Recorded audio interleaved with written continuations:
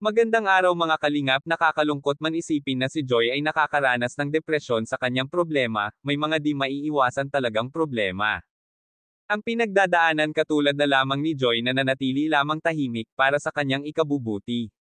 Napakalaking bagay kay Joy na maging parte pa rin siya ng kalingap, dahilan nga sa mga nagdaang araw maraming kumakalat na fake news tungkol dito, at siya mismo ay sobrang naapektuhan nito.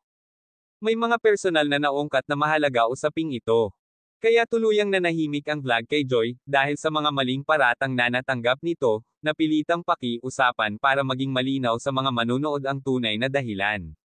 Nakakalungkot mang isipin na may tao ring tuluyang nang tumigil para lamang sa ikakatahimik sa paninira ng ibang tao. Kaya't samot-saring problema ang kinakaharap ni Joy. Sa tulong ng K-Boys ay inilabas nila si Joy upang libangin, para kahit papano makalimutan ang kanyang mga problema at pag-iisip sa mga negatibong opinyon sa kanya. Malaking epekto ito para kay Joy lalo na't nag-aaral pa siya.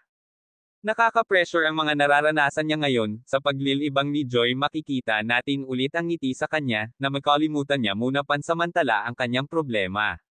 Dahil nakakasama talaga ito sa mental health ng isang tao. Kaya binigyan ng pag-asa si Joy ng kalingap upang makabawi sa mga nawalang saya niya ngayon. Matagal-tagal na rin ang nakalilipas na e-vlog ulit si Joy, isa rin yun sa nakakapagpasaya sa kanya dahil parte pa rin siya ng kalingap.at kanyang ipinagmamalaki niya yun, nakakamiss man ang naging moment ng magkatandem, mas pinili pa rin nila Joy na manahimik na lamang para wala pang madamay na inusinti sa naging issue nila. Maraming salamat, pakisuportahan po ang aking channel at sa bumubuo ng Kalingap.